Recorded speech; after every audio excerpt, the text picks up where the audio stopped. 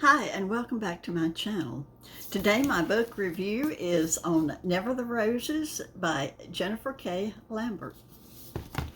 Onira is a very powerful sorceress and has been since the time she was a child when she was taken into the academy to be taught in various forms of magical abilities.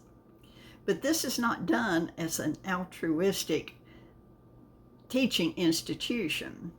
From the time that the young people enter the academy, they are charged for their room and board and tuition so that by the time they graduate, they have accumulated a very sizable debt. And upon graduation, the young people are then sold into the service of various kings or queens. In other words, they are very much like indentured servants. So Onira is sold to the Queen of the Southern Lands to help defend the lands and to fight the Queen's wars. Onira's abilities are primarily in the dream world, which means that she can enter and walk in the dream world. She can cause people to have pleasant dreams. She can bring on nightmares, but her biggest, strongest ability is in opening the dream world to the world of the living and bringing horrible nightmares and monsters into being. And that is the way she has helped the Queen fight her wars. But in so doing, Onira has damaged her own soul and psyche. And she wants only to be free of the world of men's wars. So she takes a final job that will pay her so well that she can pay off her debt with the Queen and finally be a free person. But the job that she takes on is so horrendous and causes such a huge loss of life that Onira cannot forgive herself for this act. But she collects her pay and she pays off the Queen, and she purchases a small piece of land between the mountains and the sea, and she builds herself a beautiful home utilizing things that she pulls from the dream world.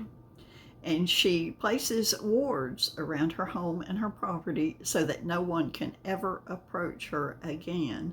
And Onira begins a life of isolation, living in peace and isolation. She learns to garden and grow vegetables and cook and make bread, and she reads. She reads a lot.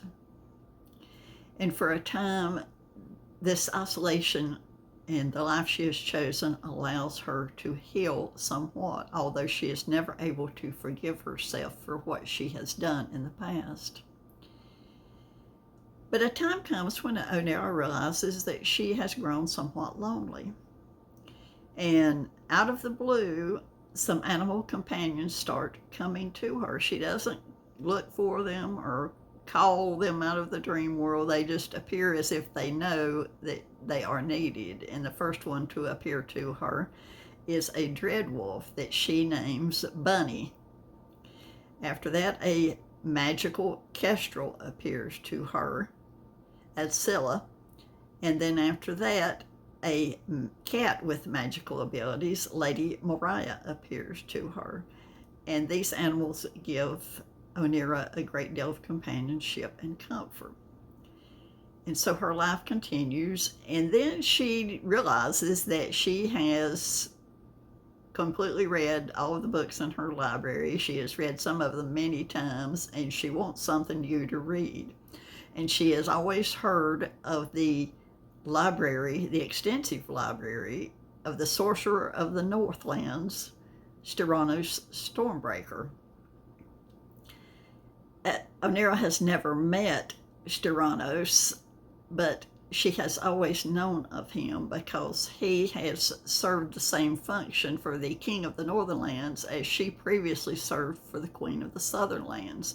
And indeed, that is the reason that the two lands have never gone to outright war with one another, because Styranos and Onira served as a mutual deterrent, much in the way that we have a nuclear deterrent today.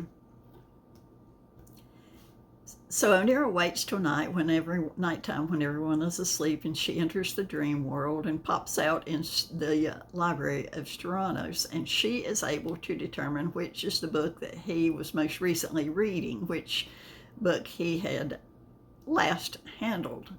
And she takes that book, the book that he was actually reading, which is a how-to guide on how to grow Viridian roses. And then she leaves his library. And as soon as Steranos wakes up, when dawn comes, he has powerful wards around his home, and he knows immediately that someone has entered his home, and he traces the magical traces, if you will, to the library, and he is in a towering rage when he realizes which book has been taken, because he likes to garden as well, and it was his deepest wish to be able to grow Viridian roses, which are very difficult to grow. Over time, he is able to track who broke into his library and stole his book, and he shows up on Onira's doorstep, her figurative doorstep, considering that her wards extend out to the beach at the front of her house. But he is able to break into her wards, and they have their first face-to-face meeting, which is only stopped from becoming an all-out conflict by the fact that they each know how powerful the other person is. And Onira assures him very blithely that I did not steal your book, I only borrowed it. And I am so powerful that you can't hurt me.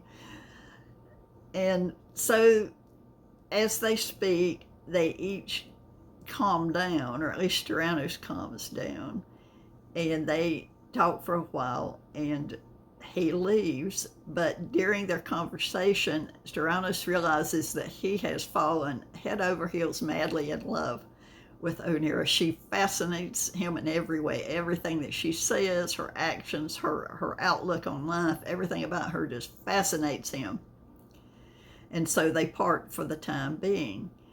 And throughout the rest of the book, occasionally she will visit him and occasionally he will visit her, but she is so traumatized and so hurt and has such a lack of trust in anyone that it's hard for her to accept that he not only wants to be friends with her, but would like a much deeper relationship with her. In the meantime, in the wider world, the king of the northern lands has discovered that Onira has retired, and he thinks this is the perfect opportunity to allow him to invade the southern lands. He has a grown son, Prince Mirza, who he would like to foster some adult responsibilities in and teach him how to be a king. And so he summons Steranos and says, I want you to write up a battle strategy, a battle campaign, which you will then carry out with Prince Mirza and our generals. Well, Steranos is as sick of war as Onira is, but he has not yet been able to pay off his debt to the king, and he has no choice. He has to do as the king commands.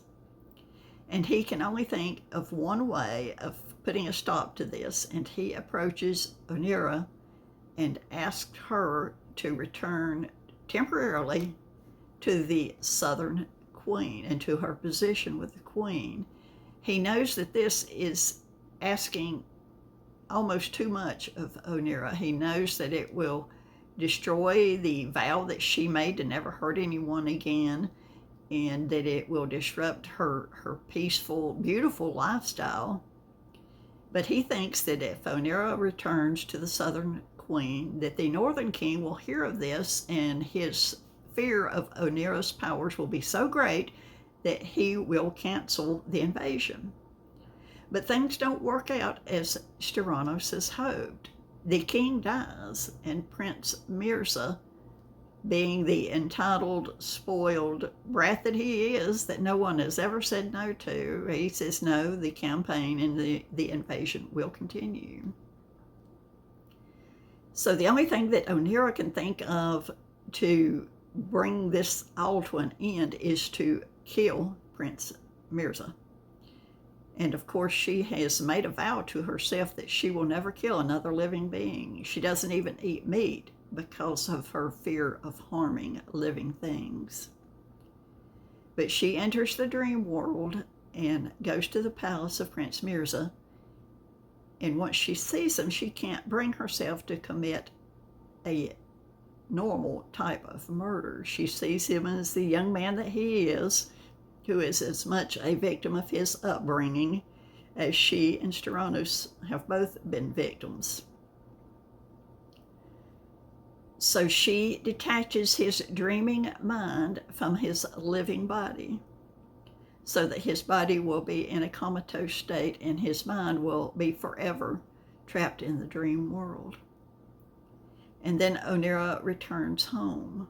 And even though she did not commit a murder as we think of murder, she has still in her own mind and in her own heart, she has broken the vows that she made to herself. So she returns home and leaves a note for Styranos, and she bids farewell to her animal companions, and she lays herself down and enters the dream world and leaves her body behind in much the same way that she did with Prince Mirza. Styranos Stormbreaker has in the meantime been detained by all the upheaval that you can imagine has been taking place in the Northern Kingdom.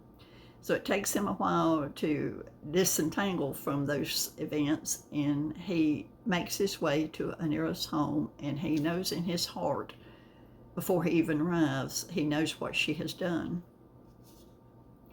And he enters the home and finds her lifeless body. So he lays himself down beside of her, he reads her note, and he speaks with the animals, and he lays himself down beside her body. And the last words in the book are that he knows if anyone is powerful enough to survive the dream world, that it will be Onera. And if there is anyone powerful enough to find Onera, that it will be himself, Styranos Stormbreaker.